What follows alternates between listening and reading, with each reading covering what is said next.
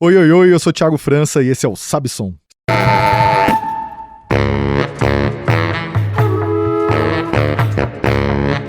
Sabe Som é um podcast, programa de rádio totalmente dedicado a falar de música e outros assuntos que orbitam o tema. Sempre às 3 da tarde, no Brasil de Fato FM, no 98.9, também no canal do YouTube, no site do brasildefato.com.br. Hoje, episódio número 101, recebendo o meu xará, de nome com TH, xará de dia de aniversário, grande músico, cantor, compositor, Thiago Petit, ele que foi mordido pelo carnaval e a gente virou parceiro. Ele é um dos integrantes extras ali da charanga, que ajuda a colocar a gente o bloco na rua. Queridíssimo, um cara que tá na estrada há muito tempo, e batemos um papo sobre o cenário da música, sobre processo de criação, sobre desejos, sobre inspirações. Confere que tá o papo bem legal. E lembrando que cada episódio gera uma playlist com os artistas e as músicas citados durante a nossa conversa. E o link da playlist você encontra na descrição do episódio no seu app de streaming preferido. Confere aí mais esse papo.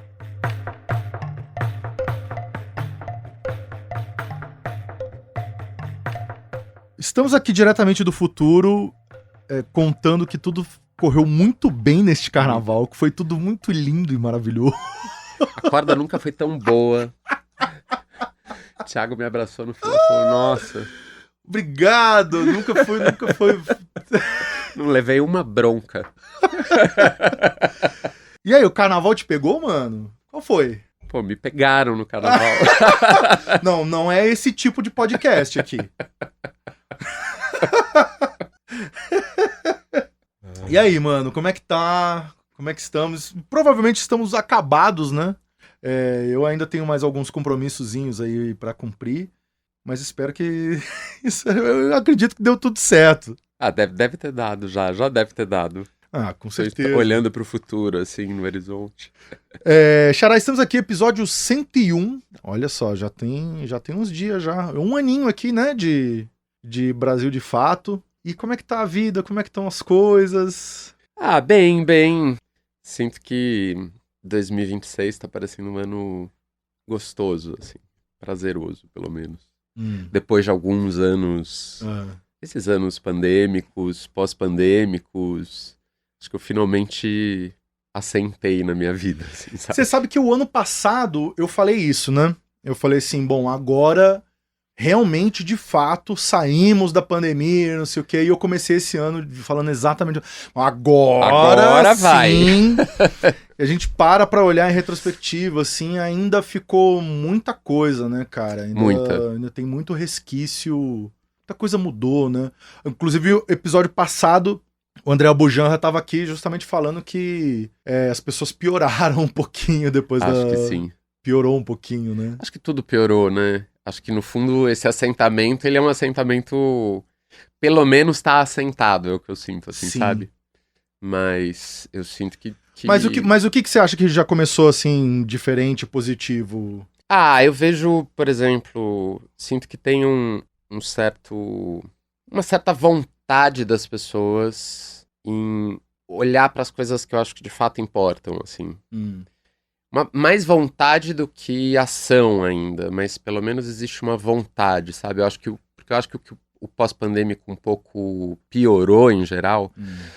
Sinto que ficou um certo cinismo pós-Covid, um cinismo capitalista, assim, das pessoas, de...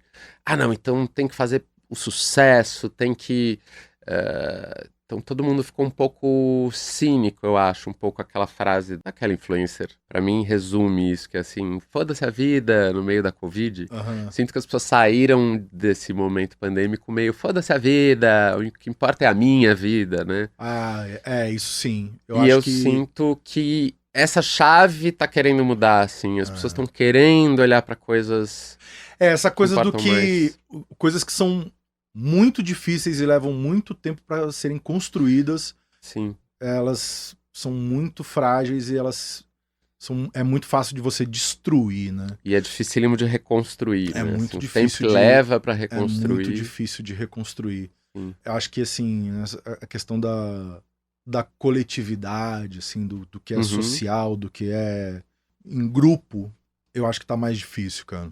Acho que tá mais difícil. Acho que sim. E eu acho que tinha um vislumbre, assim, uma certa esperança de tipo, pô, vamos sair dessa juntos, assim.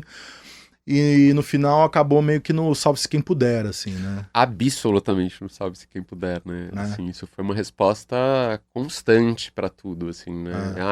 Foda-se a vida, o que importa é eu fazer o meu. Sabe assim. uma coisa que eu sinto, assim, que ainda não se reconstruiu, né? Totalmente, ou nem começou, eu não sei. Mas eu tô sentindo muita falta disso, assim. Eu acho que antes da pandemia a gente tava, assim, tinha uma coisa coletiva, né? Assim, no sentido. Nós, na música, assim. Uhum. Num sentido, assim, de ser um pouquinho mais. Eu quero falar isso, assim, não queria. Pô, me ver essa palavra, eu não quero ser não, piegas, assim, nem. Sabe? Mas, assim. Tinha uma coisa mais família, assim, sabe? Tinha. De tipo, pô, um depende do outro. Se Uhum. você não fizer sucesso, eu também não faço. Se seu show não tivesse cheio, também o meu não vai ficar. A gente precisa todo mundo se ajudar e tal. E depois, agora na pandemia, eu acho que a coisa virou assim, virou uma grande planilha de feats, né? Não tem mais uma coisa da coletividade, tem uma coisa do tipo, ó, o que nós dois conseguimos espremer dessa laranja aqui essa semana, vamos fazer um feat, uma collab, não sei o quê, e vamos ver o que dá, o que vai render pra cada um, se render a gente segue, se não também... Sim. Né, eu tô sentindo muito... Eu sinto que a gente é meio que a mesma geração de música, assim, né? Tava pensando sobre isso esses dias, assim, com um certo carinho sobre o momento em que a gente começou a fazer música. Carinho agora, porque na época eu achava tudo muito difícil, mas pelo mesmo motivo que me deu um certo afeto por aquele momento, que era um momento muito especial, muito bonito, porque tinha, acho que por melhores que fossem alguns músicos, ou por mais preparados que estivessem algumas pessoas, por mais ambições que algumas tivessem e outras não, sinto que todos nós não estávamos prontos, porque estávamos todos em processo, assim. Então todo mundo meio começou sem saber exatamente, meio pego de surpresa pelo fato de que a internet possibilitaria tantas aberturas, tantos contatos, tantas... Teve um momentinho ali, né? Teve uma semana de democracia. Exato. Uma semana, tipo isso. Né? Porque ao mesmo tempo é uma geração que foi pegando todas as mudanças, né? Sim. Então no começo não tinha streaming, de repente tem streaming. A internet que era muito aberta se fechou demais, virou uma coisa de algorítmico. Então sinto que a nossa geração foi vivendo... se preparando enquanto faz, né? Se preparando a olhos, assim, a olhos nus, né? As pessoas podendo observar os processos artísticos irem acontecendo, acompanhando essas mudanças, assim. O que eu sinto muito que aconteceu, de certa forma, foi esse fechamento, né? Essa transformação da internet como algo dos poderosos, dos bilionários, dos interesses mais escusos, assim. Que, inevitavelmente, né, economia, política, andam de mãos dadas com arte. Não tem como não andar, né? Então, reflete, assim, né? Então eu sinto que tem uma coisa um pouco corrida de cavalo mesmo, né? Os artistas um pouco, assim, lutando pela pole position e... Mas você tá? Sem carregar peso nas costas. Eu abandonei esse peso nas costas há muito tempo, assim. Eu eu sinto que eu nunca olhei pra esse ponto, assim. Esse nunca foi um ponto importante pra mim, assim. E eu sinto que eu também, mesmo como artista da música, sempre fui um artista muito pouco linear. Talvez porque eu não me sinta um artista da música. Como assim? Sinto que eu consigo ter uma certa pluralidade nas coisas que eu faço que não... Sei lá, já fui ator. Sim. Então tem outros caminhos que são... Entendi. Você diz exclusivamente da música. Isso. Tá. Então eu sinto também que eu não me importo tanto com essa linearidade de ser o melhor, ou que tem mais, ou que... Porque dá pra ter bastante coisa, sabe? Sinto um pouco que eu fico mais feliz nesse lugar em que dá pra fazer bastante coisa, em que eu me divirto com o que eu tô fazendo, que eu gosto, que eu aproveito, e não que eu esteja dividindo a minha função de músico como um criador de conteúdo, assim, né? Sim. Essa ideia do músico que... Comecei a fazer música com 24 anos. Se eu tivesse 24 hoje em dia e eu olhasse em volta, eu provavelmente não teria dado o mesmo passo que eu dei em relação à música, assim. Eu acho que eu olharia em volta e falaria, nossa, mas para ser músico eu preciso fazer esse tipo de conteúdo, eu preciso estar na internet fazendo isso, eu olharia para isso e provavelmente me daria um pé atrás, assim, talvez fosse por outras bordas, assim, sabe? Uhum. Mas isso, acho que desde o começo, voltando na coisa da coletividade e da coisa mais família que tinha, eu lembro quando eu comecei a fazer música, eu não tinha nenhuma intenção de ser um artista solo, assim, né? Essa ideia do cantor-compositor que tem uma carreira. Meu maior desejo era que eu fosse convidado para projetos de amigos, assim, que eu pudesse ter uma banda com fulano, ter um projeto com ciclano. Para mim, essa ideia do coletivo era muito mais brilhante do que um desejo de ter uma carreira solo, assim, né? Então, um pouco nesse sentido também que eu acho que é engraçado, que eu sinto que a nossa geração, ela foi pega de surpresa, assim. Eu me senti pego de surpresa. Nossa, de repente eu lancei um negócio como cantor-compositor que encontrou um público que tem uma demanda para ouvir e assistir isso. Então, bom, vou investir nisso. E depois a vida vai fazendo coisas, né? O mercado vai fazendo coisas, as coisas vão se transformando. Assim. Não, mas eu acho que a gente tem percepções muito diferentes desse momento primeiro, porque a coisa de você ser instrumentista, ela é muito fácil no começo, assim. Porque em todo lugar tá precisando de algum músico, né? Sim. Então, assim, durante um tempo, assim, hoje em dia também, se eu quisesse, se eu me propusesse a isso, assim, mas dava pra tocar todo dia, dava pra fazer coisa todo dia. Gig tem. Por R$15, entendeu? Não, vai lá, você vai fazendo e tal. Só que aí chega uma hora que, pra mim, acho que foi talvez justamente o contrário. Eu falei assim, tá, agora o que eu faço com tudo isso? Como é que eu saio disso aqui, entendeu? Como é que eu deixo de ser a criança que tá brincando de cavar buraco ali na areia? Como é que eu vou lá pro marzão agora? Como é que eu pego essa onda? Então, acho que é um começo bem diferente, assim. Sim. E eu acho que também é engraçado que pra você ser instrumentista, é muito natural você ir pra um caminho de que, tipo, ó, isso daqui, você tem que fazer isso daqui, você tem que fazer muito bem. O primeiro caminho, o primeiro objetivo é um objetivo da virtuose, né? Então você tem que estudar 10 horas por dia e não sei o quê. E aquela coisa assim que é meio católica também. É um flagelo, né, cara? Pô, estudar 10 horas por dia é um flagelo, bicho. Pô, na época que eu estudava muito, assim, eu estudava, sei lá, de instrumento mesmo, assim. Pô, eu estudava 1h30, 2, assim. Mais do que isso, cara, já começava a sentir que eu tava, assim, se flagelando, me machucando, né? Mesmo, sabe? Acho doido isso, assim, né? Mas enfim, e aí tudo isso, hoje em dia, né? Como você tá de plano e nesse cenário novo, você tá com vontade de fazer o quê agora? Ano passado eu fiz, quer dizer, há 2 anos atrás eu fiz uma trilha para um longa-metragem. Peraí, desculpa, eu fiz a pergunta errada, porque eu não sei se a gente vai ter que fazer uma ida e vinda, não sei o quê, porque pandemia e tal, você ficou dando aula há muito tempo, né? Dei muita aula, continuo dando aula. Eu comecei a dar aula antes da pandemia, aula de canto, mas era um trabalho muito mais paralelo do que qualquer coisa, assim. Então tinha 5 alunos, era bem tranquilo, assim. A pandemia forçou esse chamado, assim, né? Porque o fato de não ter show, né? Foi aquele momento meio se reinventar. Então isso virou uma espécie de prioridade mesmo, assim. É uma coisa que eu sempre quis fazer, é uma coisa que eu gosto muito de fazer. Quanto mais eu faço, mais eu gosto. Porque dar aula, no fundo, você fica aprendendo o tempo inteiro, mais do que ensinando, né? Você aprende pra caralho, assim. E eu sou muito estudioso, gosto, virginiano, né? Gosto. Você é virginiano? Você é virginiano. Olha, nossa, que surpresa. Você é virginiano, você faz aniversário junto com quem? Você faz aniversário no mesmo dia? Com a Marina Lima e com um tal de Thiago França. Tal de Thiago França. Charage do mesmo dia de setembro. Do mesmo dia, cara.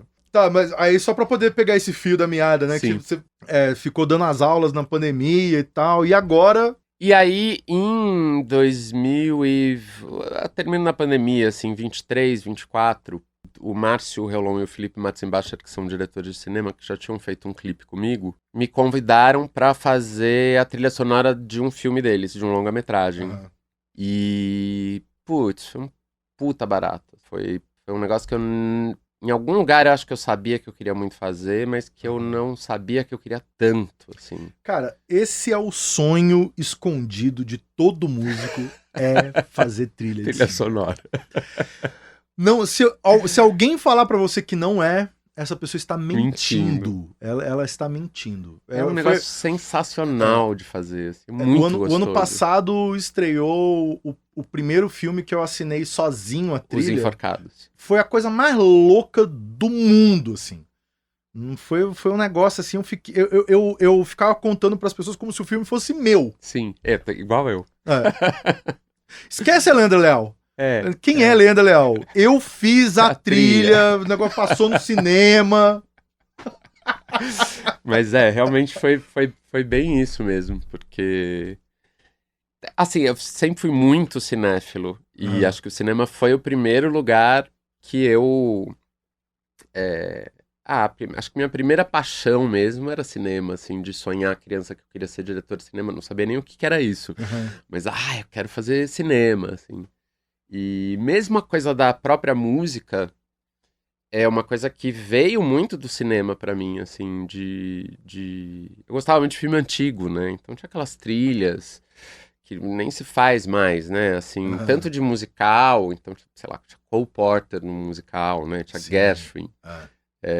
Quanto dessas trilhas mais Bernard Herrmann. Então eu acho que isso sempre foi um barato, assim, pra mim, e que me influenciou pra fazer música também. E quando eu fui fazer essa trilha, realmente foi uma descoberta, assim, foi acho que uma descoberta de uma própria sensibilidade que eu não sabia também que eu tinha pra isso, assim, de entender, de pensar a música.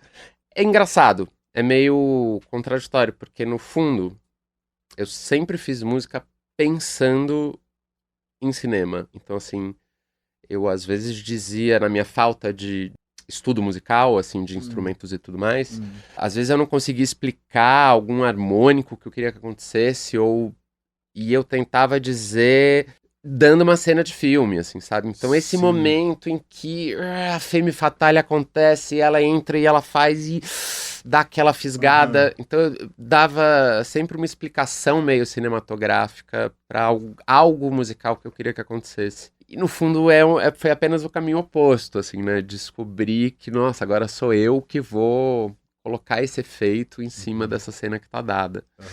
E, nossa, foi super barato, assim. Então isso é uma coisa que eu fiz, estreou ano passado, o filme estreou no Brasil esse ano, estreou ano passado no Festival de Berlim, chama Ato Noturno. E aí já vieram outros convites para fazer coisas desse tipo, então estou trabalhando numa trilha de um curta do Johnny Massaro, e tem sido um barato, assim. E de certa forma, a gente volta para o começo de tudo. Porque, de certa forma, de novo eu me sinto no prazer de estar trabalhando com a ideia de família, coletivo. Porque é um outro tipo de troca, né? É uma coisa de... Ninguém aqui tá competindo, a gente já tá em áreas diferentes. Tem os diretores, tem os atores, tem as... E tem eu fazendo a trilha. E a gente tá todo mundo caminhando junto para um objetivo, para para uma ideia mais coletiva mesmo, assim, né? Cara, a gente tá no filão dos coletivos aqui, né, no podcast. Veio Juliana Perdigão falar que gosta de coletivo, Cessa fazendo junto com todo mundo. Conversamos com o Abujan no episódio passado falando sobre o coletivo, sobre o Karnak aqui. Coincidentemente estamos falando de coletivo mais um pouco, assim. É legal que às vezes pega umas ondas, assim, de sequência, assim, de assunto que é massa. E assim, então, tipo, você não tá exatamente preocupado, assim, com uma coisa de volume de produção, uma coisa de carreira, de tipo, pô, vai fazer o quê? Vai fazer 5, 6 anos que você lançou o último disco? Meu último disco? Quase 7. Quase 7? 2019. 2019. Acho que tava na cabeça que era 2020, mas 2019. não tá tendo essa preocupação. Eu acho, não, definitivamente não, mas também porque eu acho que é um pouco aquilo que eu falei, acho que eu não sou um artista de carreira linear. Acho que se eu abrir um restaurante amanhã e cozinhar, ele é a minha carreira, assim, né? Assim, é uma coisa que eu acredito muito que Mas você tem essa... O que é? A cozinha, assim, não? Eu amo cozinhar, jamais abriria um restaurante. Tá bom, não, só pra saber. Não, também, eu adoro cozinhar. É uma fantasia, assim, adoro tipo, cozinhar. nossa, não teria imagina. jamais um restaurante. Não, jamais. Imagina. E eu não gosto de comida que eu faço, ela não é muito sexy, assim. Eu faço arroz com feijão, cara. Meu negócio é arroz com feijão, eu faço bifinho. tudo, eu sei fazer uma comida sexy. Né? Eu sou bom disso. Eu não sou dessa... não tem essa ferramenta. E assim, tipo, a coisa da criação, assim, no dia a dia, assim, como que é? Você compõe de maluco, assim, faz coisa solta, vai no meio... Eu sinto que eu não tenho muito um método muito claro. Ele é bem caótico, na verdade. E eu acho que eu sou uma pessoa muito intuitiva, assim. Mas eu digo assim, por exemplo, belo dia, tô em casa lá, pô, olha só, fiz uma música. Sim, pra quê? Não sei. Não termina, eu nunca termino. Eu tenho impulsos, por exemplo, às vezes me vem uma frase e eu anoto essa frase, tá lá, anotada há 2 anos. Me vem uma melodia que eu faço questão de registrar. E isso sempre foi assim. Dessa vez, tá cada vez mais longo isso, né? Porque são 7 anos sem um trabalho autoral, mas essa coleção de rascunhos tá ficando grande. Mas eu sinto que é como se, de repente, eu entrasse num turbilhão onde essas coisas se aglutinam e fazem sentido, assim. Não, eu tô perguntando porque, assim, isso é uma curiosidade que eu tenho, é a minha pesquisa de campo, né, de processo criativo das pessoas e tal. Porque, por exemplo, eu sou um pouco assim, Rodrigo Campos, assim, ó... agora eu vou fazer um disco falando da Bahia. Aí assim, o Rodrigo manda mensagem e falou assim: então, mano, eu tô com um disco pronto aqui já. Aí já. Ele vem te contar do negócio, o negócio já tá pronto já, sei. Sabe? É pra entrar no estúdio e gravar. Sim. E tal. Não tem uma coisa assim, né? Porque às vezes. Acho que tem muita gente que tem. Que tem essa fantasia, assim. Eu acho que talvez a gente tenha essa fantasia também. Crescendo, se desenvolvendo, de que um dia você tá na sua casa, assim, e uma iluminação divina vem na sua cabeça, e você faz, você cria um negócio ali. Isso acontece, isso me acontece bastante até. De repente... Pra mim acontece assim, eu sinto um pouco isso que eu falei desses rascunhos. É como se eu fizesse um monte de rascunhos cerebrais também, assim. Então, de repente, as coisas se conversam? De repente, elas se conversam, assim. Então, é como se eu...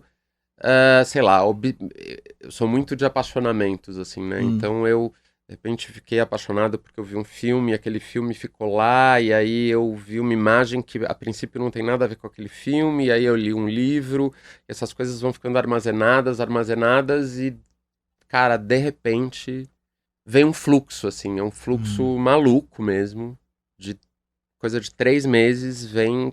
semanalmente alguma coisa, meio que inteira, sabe? E aí é um trabalho de ficar... Aí sim eu fico ali, né, elaborando, estudando, pensando a melhor letra, ou criando a harmonia mais certa para aquilo, mas é um fluxo, assim. É que não é uma iluminação, né? Eu tô ali recolhendo essas coisas sem perceber que estou, né? Sim. É que hoje em dia eu já sei, assim, hoje em dia eu já tô sacado, tô chegando aos 44 anos, quando um negócio chega aqui atrás eu falo, tá bom, já entendi. Não, eu falo porque eu tenho uma parada, assim, dá vontade de samplear umas coisas, assim, no sentido de, tipo, sei lá, primeira vez que eu ouvi um disco do Art Shep que era só saxofone e percussão. Eu falei assim, puta, eu preciso fazer um disco assim, né? Preciso fazer um negócio... Nossa, quero fazer um negócio só de samba, quero fazer um negócio só de não sei o que, meio... Sim. Eu tenho um projeto já, desde que eu conheço a Verônica Ferriani, que tem uns discos da Elisete com o Moacir Silva, Uhum. que é um saxofonista velhão, que eu adoro, assim, o jeito dele de tocar. Desde que eu conheço a Verônica, eu falo com ela, eu falo, mano, a gente tinha que fazer um disco que eles fizeram, o Sax e Voz volume 1 e 2. Eu falei assim, a gente tem que fazer o Sax e Voz, cara. Da nossa versão aqui disso, assim. Porque a curiosidade é meio isso, assim, porque a minha vida, ela é ser músico a vida inteira. Eu não sou tão interdisciplinar, assim. O máximo que eu consigo é fazer um podcast / programa de rádio pra continuar falando de música.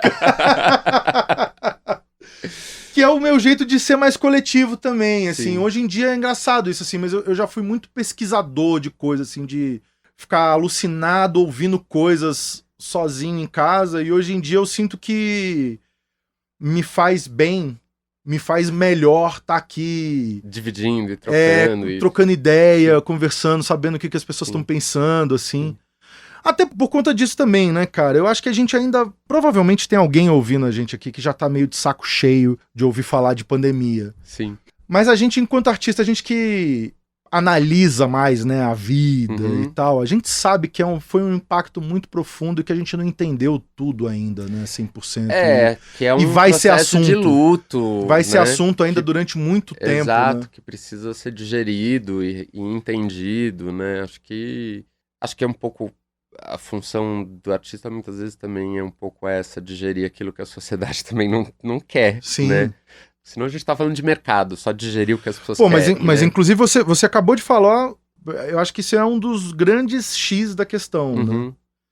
Porque o papel nosso era um pouco falar o que as pessoas não querem ouvir, mas esse esporte, ele tá proibido, né? Tá absolutamente. Tá proibido. Tá retirado das plataformas.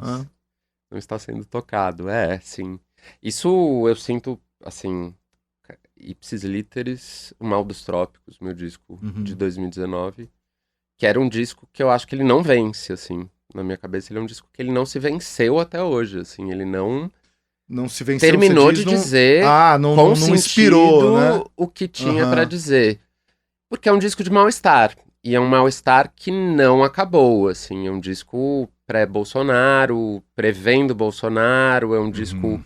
que caiu na pandemia, assim, parecia feito pra pandemia. Saiu em 19, mas foi feito em 18. Isso.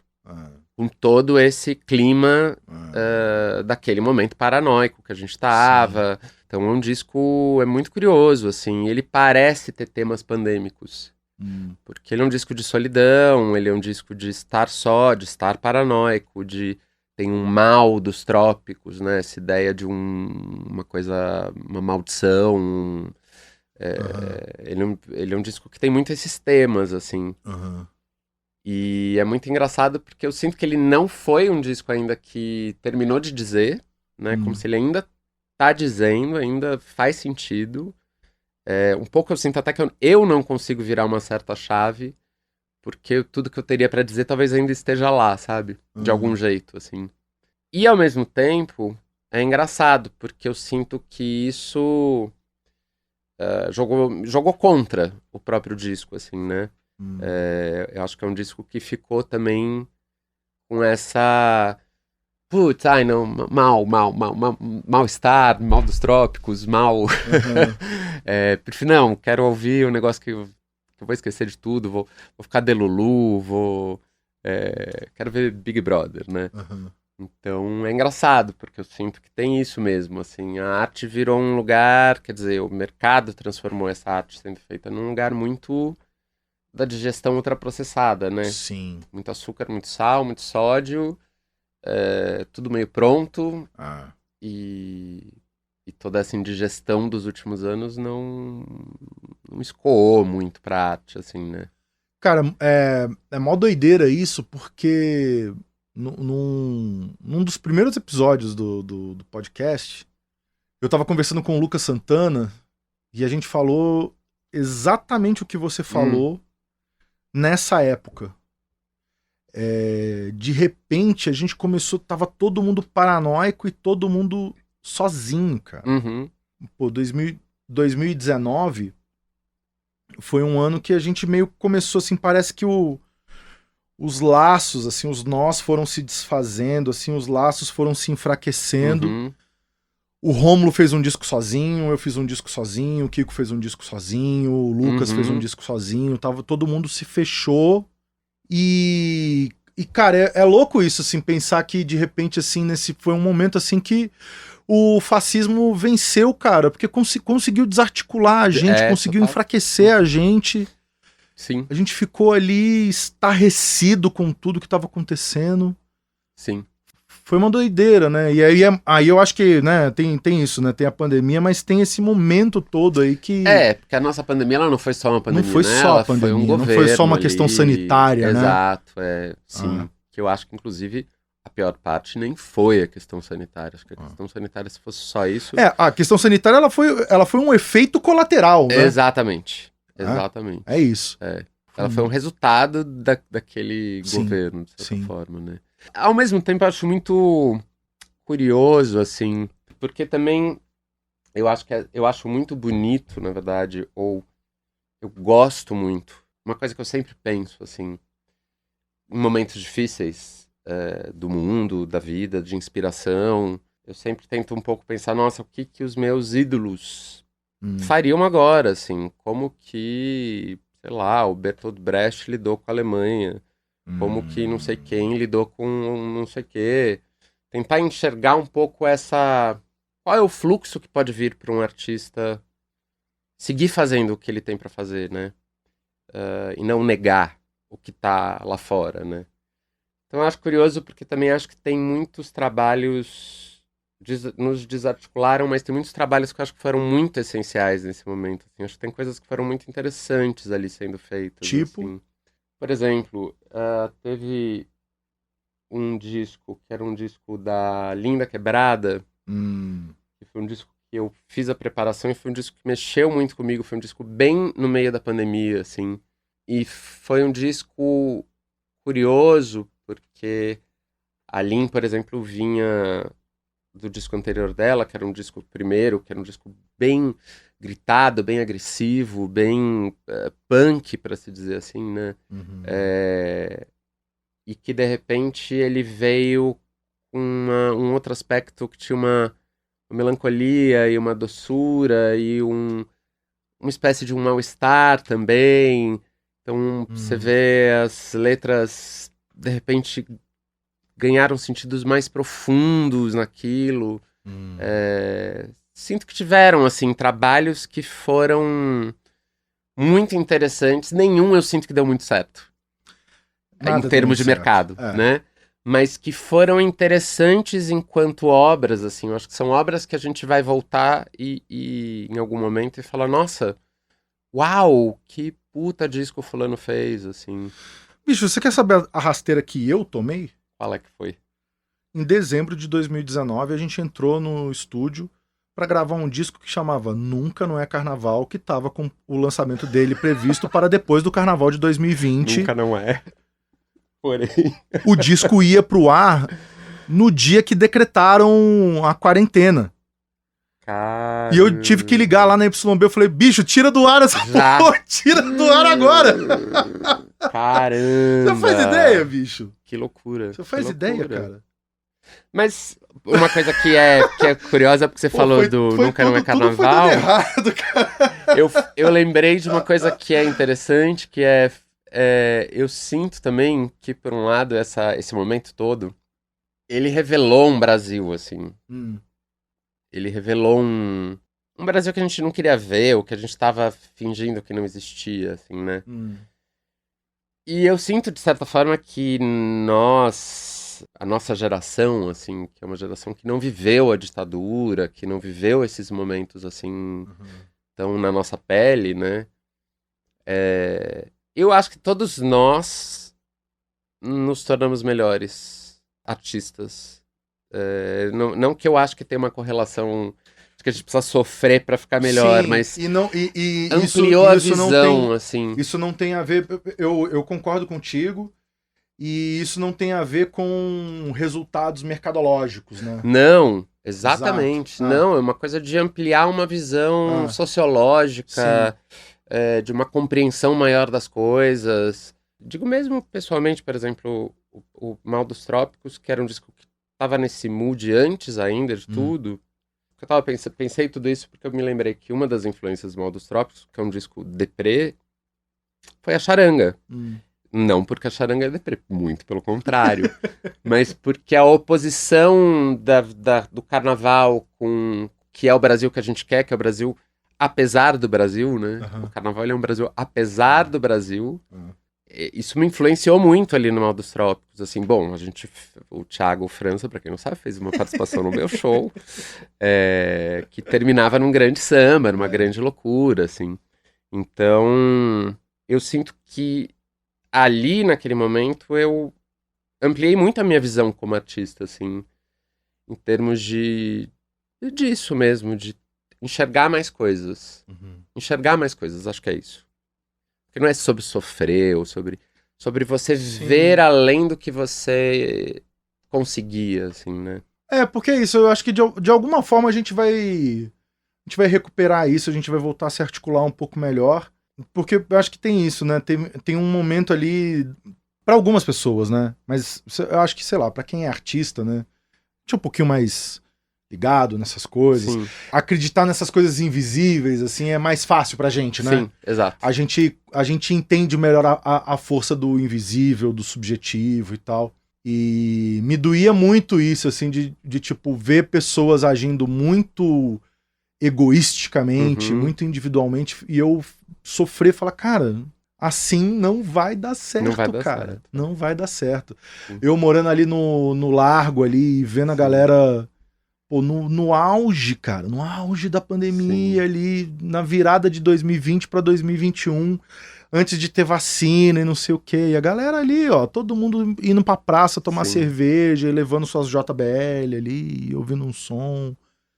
E eu ficava enfurecido, cara. E eu falei assim, cara, não vai dar certo, cara. Não vai dar certo. Sim. É uma coisa ainda, sei lá, eu acho que... Eu fico imaginando hoje... Minha filha, cara, daqui 10 anos, vai ser matéria de vestibular, cara, entendeu? A galera vai estudar isso, entendeu? Certamente. Como é que foi aquela época e tal, porque realmente, assim, muita coisa se modificou muito profundamente, né? Mas, mano, pra você que está ouvindo na rádio, estou aqui com o Thiago Petit, meu xará, de mesmo nome... Thiago com H e nascido no mesmo dia do ano. Aliás, tudo bem eu contar... A minha data? Não, tudo bem eu contar essa história do... Que, né, pode contar. A terceira pessoa, que é a Marina Lima... Pode contar. Pô, fui fazer um show que eu tava de participação e a Marina tava de participação. A artista principal do show atrasou 2 horas pra chegar no ensaio.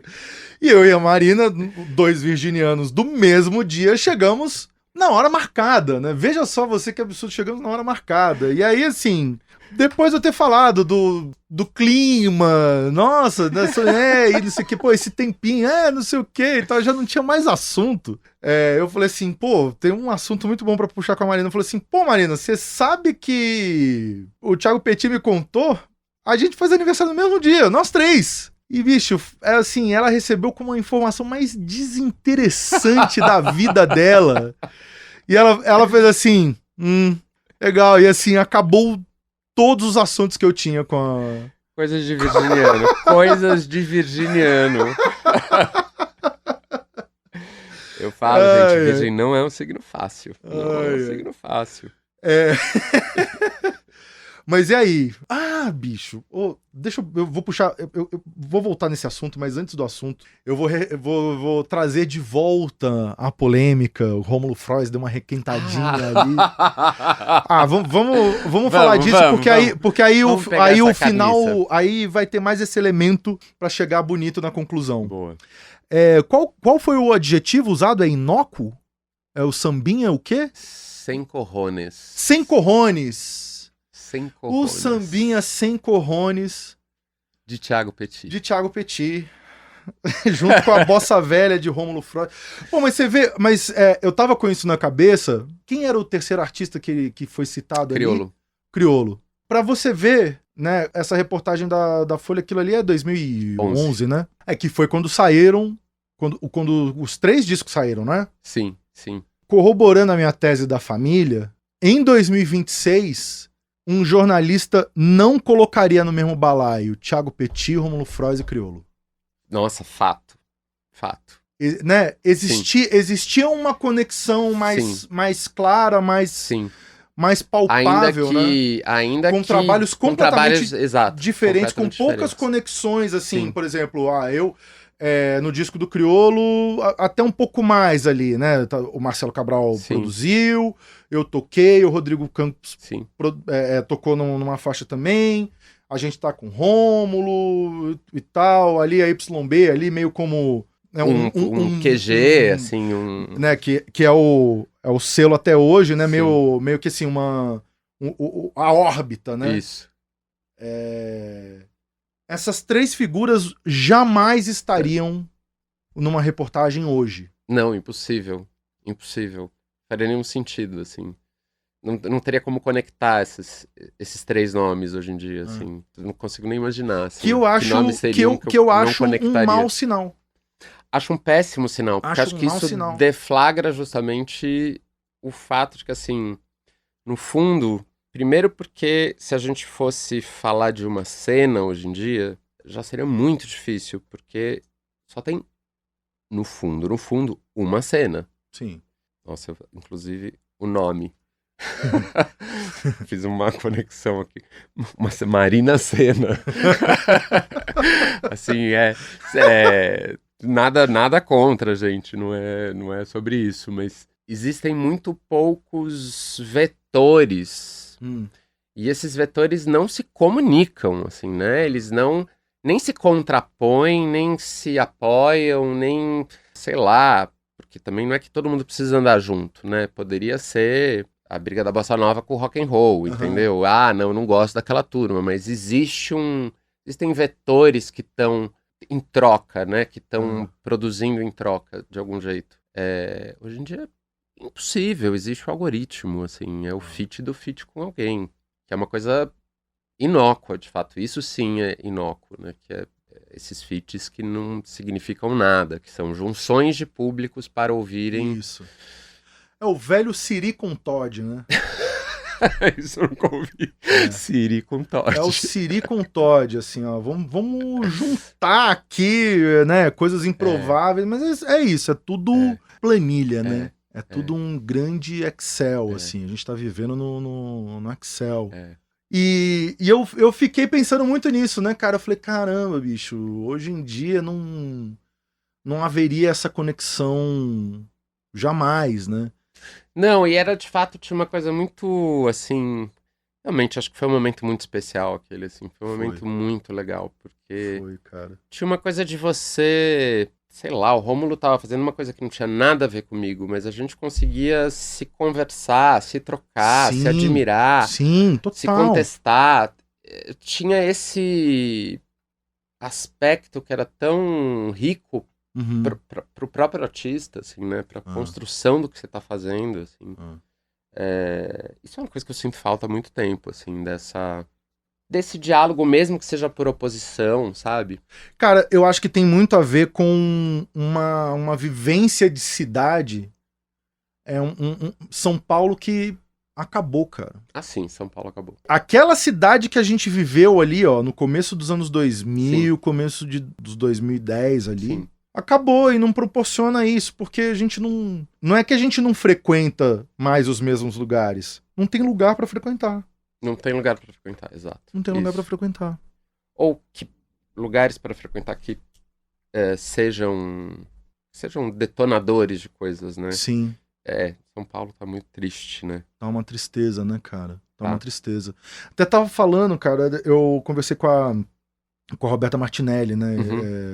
Agora, nossa tradicional entrevista de carnaval. E falando assim um pouquinho do carnaval, o quanto que o que nos desestimula é justamente o motivo pelo qual a gente precisa continuar a fazer as coisas, né? E percebendo as coisas assim, de andar na rua, cara.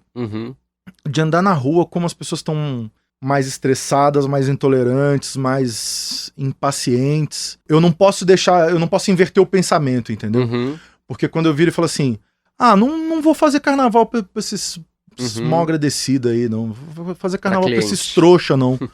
Aí é justamente a hora que eu falo assim, mano, eu não posso deixar de fazer carnaval, porque senão esse negócio vai piorar. Sim. Né? E a gente tá muito desarticulado, né? Como cena e tal. Tá tudo meio estranho de lugar pra tocar, né, dessa convivência. Já não tem mais uma boemia, não tem mais um polo cultural, não tem um lugar, não tem um ponto de encontro. Tem a rede, né? Você tem a rede da internet, que é esse lugar de vender produto, de vender a si mesmo, né? Um lugar muito... que volta para o começo. Mas você tá zero nesse game, né? Nossa, zero. Eu não tenho... Eu acho que um grande prazer de dar aula, por exemplo, é o fato de que eu não preciso criar conteúdo sobre isso, assim. O dia que eu precisar criar conteúdo sobre isso, talvez eu me desanime muito dar aula. Nossa, assim. Bicho, agora até me bateu um negócio aqui. Você tá no Instagram ainda? Tô. Nossa, não, então faz tempo que não eu aparece. Eu posto super ali. pouco. E eu realmente não esse lugar da criação de conteúdo e de... Nossa, isso pra mim, ele é o anti-eros, assim, é o anti-desejo, é o lugar mais tanático, mais morte que eu consigo imaginar, sabe? A própria ideia de, nossa, se eu for lançar um disco, eu vou ter que fazer conteúdo, né? Isso já me dá assim, não vou lançar disco. Já de antemão já falou, não. Se enquanto tiver que fazer, não vou lançar. Mas você não tá com nada na manga, então, no momento, assim? Eu sinto que eu tô com o negócio aqui atrás, assim, que tá querendo pedir passagem. Mas eu também tô um pouco bloqueando essa passagem e aproveitando essas trilhas de filme, as aulas. Sinto que acho que é um bom momento pra eu fazer isso, sabe? Eu não tenho nenhuma preocupação, assim, não paro pra pensar muito, mas também não me preocupa muito que a longo prazo você será esquecido, sabe? Esse tipo de coisa não me pega, assim. Sei. Música eu faço. E acho que isso é o mais importante, assim, pra mim. Que é a música eu faço. Eu mostro para as pessoas. Isso me satisfaz. A parte da divulgação de um trabalho, né? É chegar em mais pessoas. Mas em que condições? E aí essas condições, elas me desanimam, assim. Nossa, se é para chegar nessas condições, eu só faço a música e mostro para quem eu quero mostrar, assim. Porque essas condições não me interessam, assim. Não vou dar conta de fazer isso, né? É que é louco porque, assim, na verdade, eu acho que a gente fica fazendo mil malabarismos pra tentar chegar num resultado dessa equação como se tivesse uma mágica ou como se tivesse uma tática escondida e que, na verdade, não é dinheiro a resposta, né? Porque, assim... qual é a dança da vez? Qual é o formato da vez? É o formato onde o dinheiro estiver cantando, bicho.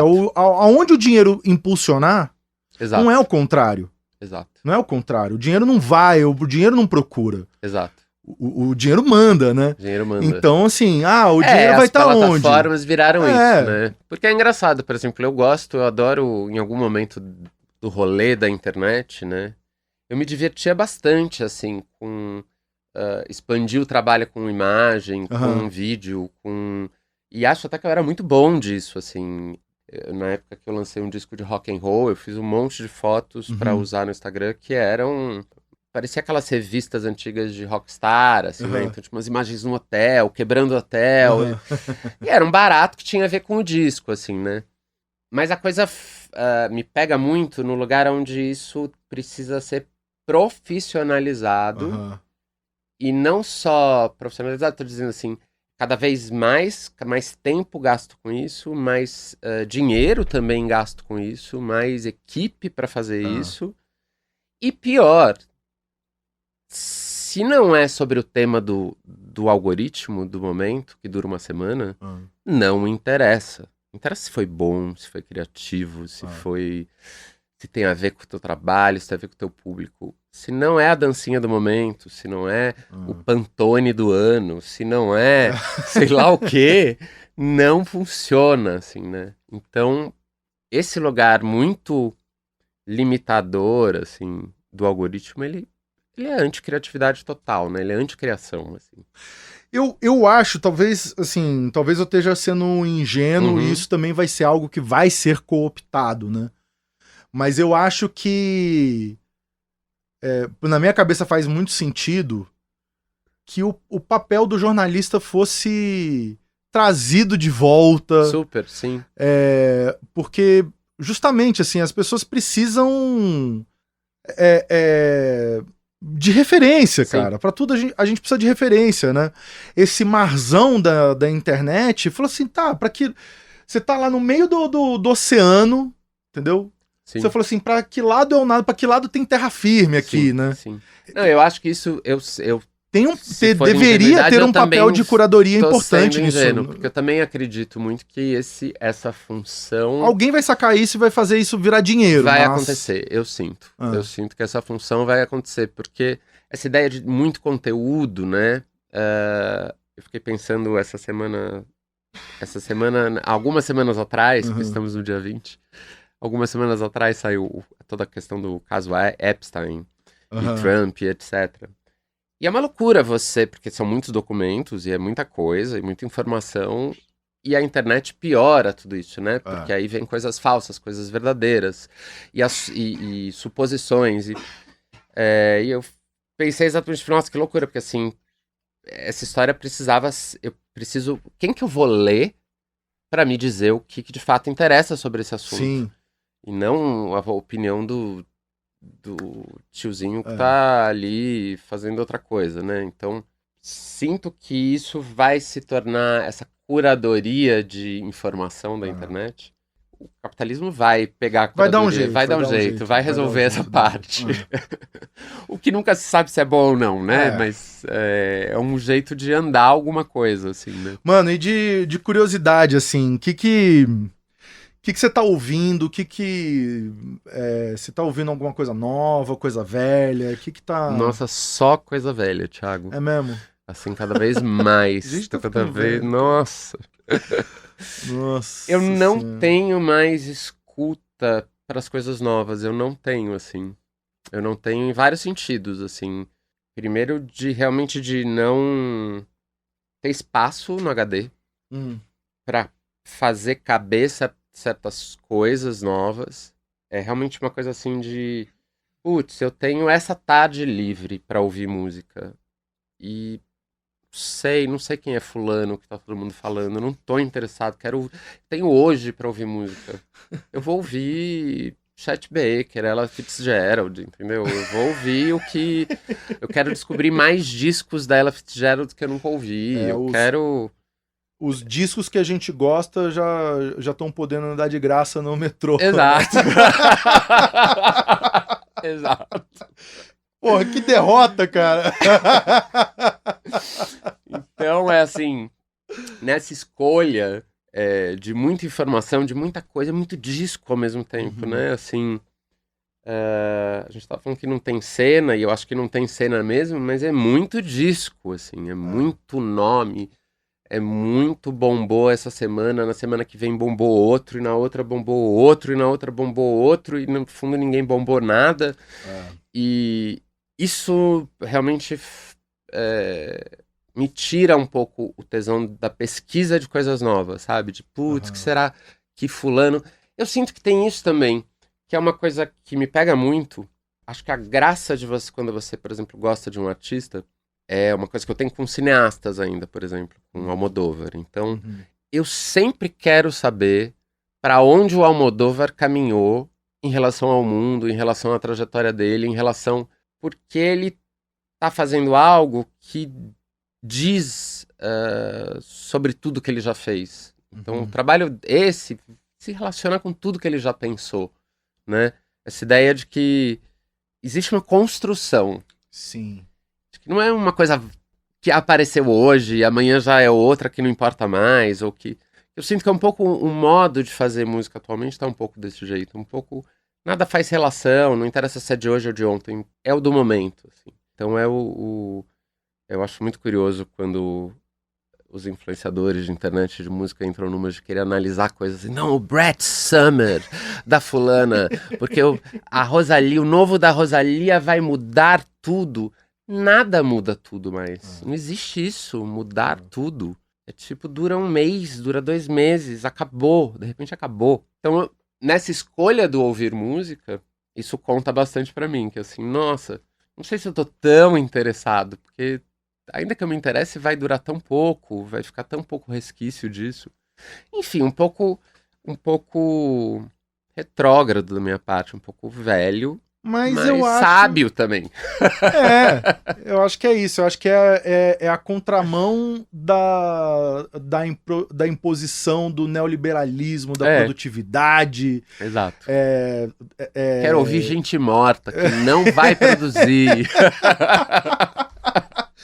Mas porque eu acho que no fim das contas, ao contrário do que sugeriu o nosso amigo lá da Folha, acho que a gente envelheceu melhor do que a Folha. Nossa, sem dúvida. Eu tô ótimo, não parece nem que eu tenho a idade que eu tenho. Não já mesmo. Já a Folha. Queridão, sensacional, valeu demais você ter vindo aqui. Valeu demais esse convite. Estamos aqui na ressaca de carnaval. E deixei para o final, você trouxe um objeto aqui. Um objeto inusitadíssimo. Eu fiquei aqui tentando adivinhar o que é, não faço ideia. Esse objeto, acho que numa coisa que seja um símbolo da minha trajetória como artista, é uma coroa de era do Teatro Oficina, da peça Bacantes. Essa coroa, ela me foi dada pela Marina Wisnik, que é uma grande amiga que fez Bacantes. É de 2016, mas ela substituiu uma coroa que eu tinha da Mariana de Moraes, de 96. Uau! Eu nunca trabalhei na oficina, mas eu sou um frequentador da oficina desde os 13 anos de idade.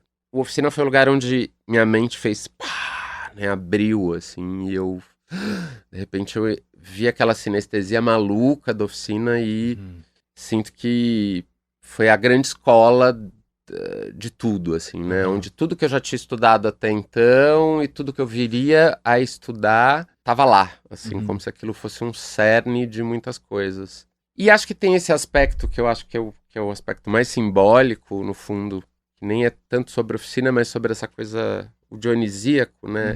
Eu acho que isso é um motor muito grande pra mim, assim.